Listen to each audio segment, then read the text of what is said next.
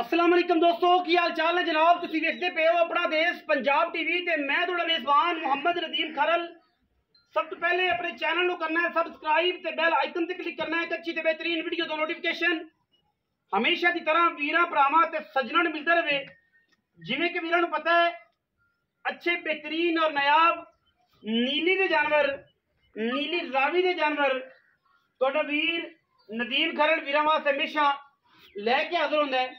अज एक मझ कैमरे की निगाह जो वीर मेरा दिखा रहा है, तुसी वेख रहे हो मझ सुआ दूसरा है, पहला है या तीसरा है, ये आप सारिया गल्लां मालिक नूं पुछांगे। मझ की जवानी, मझ की नस्ल जात ते पहले गल कर लीए।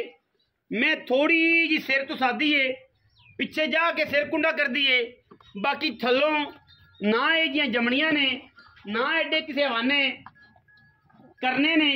माशाअल्लाह अल्लाह के फजलो करम नाल सार चक्की फिरदी है, करम वाली सार।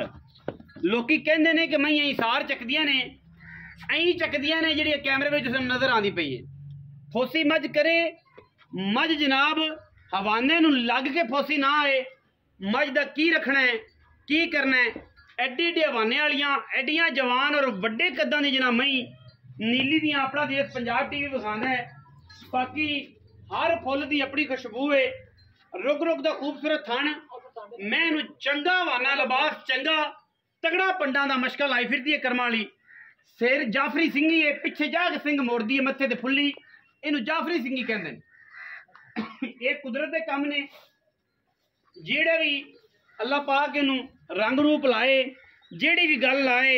बाकी गल ये है कि मझ जेड़ी है अल्लाह के फजलो करम नाल अल्लाह पाक दी हयाती करे, अल्लाह पाक दी जिंदगी करे। मझ दी मझ जनाब पूरी दरिया दी, पूरी जनाब सतलुज बार दी, पूरी जनाब अल्लाह दे फजलो करम दे नाल अल्लाह पाक दी हयाती करे।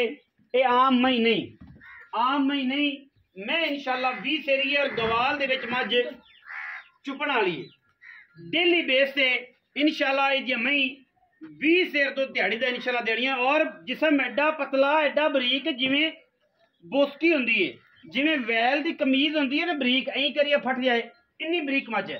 अखां दोवें सीधियां सू, जवाब बुत्थी चंगी लम्मी, जवान चंगी, पली हुई चंगी, नस्ली चंगी, खानदानी चंगी है। मझ है नीली दी। वीरां दे सामने अगर मैं इनू पकड़ के इं करा तो पूरी मझ लड़दी है, पूरी मझ ऐं कंबल लग पैंदी, वाइब्रेशन ते लग जाती है। इस मैं दा ये गल है, एड्डी बरीक एक हड्डी और पुट्ठा एडा के बंदा आराम ना उत्ते मंजा पा सकता है। एडी चैड़ी मझ है। वक्खी जनाब मझ नूं सिर्फ और सिर्फ 4 उंगलां जोड़ के रख देवां ते वक्खी लुकदी है। ये क्वालिटी है नीली दी, ये जात है नीली दी, खानदान है नीली दा। और ये तुसीं आधी नज़र नाल वेख लैनी है कि तुसीं चाहो तो इहनूं नीली बनाओ, तुसीं चाहो नीली रावी बनाओ, तुसीं चाहो कि जनाब ये बदीन दी है। क्योंकि दोस्त काफ़ी आ कमेंट करते हैं कि जनाब नीली नदीम भाई नीली दी नहीं। मेरा एरिया नीली दा, मझां नीली दियां, लुडन, जमलेरा, साउका, होता, उस बाद बेली, दिलावर, हवेली लखा, हैड सुलेमान की, बहावल नगर दा अपर लोयर थले दा सारा एरिया। अगर सतलुज बार दा नहीं, चौक मरले और आरिफ वाला, अगर ये सतलुज दा इलाका नहीं तो सानू कह सकते हो। हाँ, मझां आंदी जांदी रहिंदियां, झोटियां दी तब्दीली दी वजह तो जम्मन वालियां मझां दे विच फर्क आ जांदा है। कोई मई बदन मोटा कर जांदियां ने, कोई मई वड्डियां हो जांदियां ने, कोई छोटियां हो जांदियां ने। बरीकियां जड़ियां ने वो नहीं खत्म हो सकदियां। मैं इनू साइयां सांभे इन्ना है कि मैं दियां बरीकियां भी लुका दित्तियां ने। और मैं बरीक एडी है कि जिवें मलमल दा वैल दी कमीज होंदी, मैं पकड़ा तो मजा आता है। ए चम है, अगर मैं अल्लाह दी कसम बंदा इन्हें पकड़े नहीं, ए पूरा जिसम मैं दा कंबदा है। ए वैल दी कमीज ऐं पकड़ा तो खिच्चे तो पाट जाए। बाकी मझ की नस्ल दा तुहाडे सामने दुध मझ 20 सिर देवेगी। सिर जाफरी सिंगी है, इंडिया दे विच नस्ल बड़ी मशहूर है। और जाफराबादी मझां बड़ियां मशहूर ने। पाकिस्तान उस तरह के सिंह इन्हां दे नहीं होंदे, थोड़े पिछे करके गुत्ती च मरोड़ जांदियां ने और कन्नां दे बुड्ढां च पिछे करदियां ने। उत्थे जाके थोड़े जे वल भी दिंदियां ने, अगे जाके मोटे मोटे घुम्मड़ कर जांदियां ने। उत्थे होर चीज़ है, पाकिस्तान च फर्क थोड़ा जिहा आंदा, असीं इन्हां जाफरी सिंगी कहने क्योंकि पिछे जाके मोड़दियां। बाकी मझ की नस्ल जात और कमाल का जानवर है, जिहड़ा तुसीं एक्सपैक्ट कर सकते हो, मैं कर सकदा, तुसीं कर सकते हो। मझ 20 सेर दुध करेगी, 20 सेर। कोई बंदा ये गल करे, मझ मौके ते आवे, पास करे, मज के थना छट्टा फुआरा गंढ मरोड़ी होए असी जनाब मज की हर किस्म की गारंटी देने जेड़ा वीर मौके ते आ जाए तसल्ली करे बल्कि कोई बंदे नूं अगर परेशानी होवे तो ये गल करे कि जनाब बयाना कर लवे मज सूई पास करके लै जाए सानू किसी गल का कोई तरह के मौके ते आओ तो असलू सवाद है मैं तो हमेशा सारे दोस्तों नूं आओ बयाना करो मौके ते आओ मज लै जाओ मज जिहड़ी विखावांगे अगर वो मज ना होए मज दे फिजिकली कोई फॉल्ट होए मज दे थाना च कोई मसला हो उस टाइम बयाना वापस करने एवें आके अखी लखो कि नथों ने जनाब नथ ला ली तो फतों ने जनाब ਇਹਦਾ सुरमा कढ़ लिया वो एक अजीब जी गल है इन्ना टाइम अपना भी थोड़ा जाया ना किया करो साडा किते मज जिहड़ी सारी लोकेशन है मज दी मैं दस देना मज नूं कद चंगा है चंगी हैवी वेट मज है बड्डी मज है जेड़ा वीर आके इत्थे नुक्स कड्डे बाकी सारा कुछ विखा दिता है वो अच्छी गल नहीं होंदी बाकी असी आने वाले सारे दोस्तों की कदर करने इंशाल्लाह आओ तुहानूं पता लगे कि नीली दे मझां दी रेट की ने गल्लां की ने बातां की ने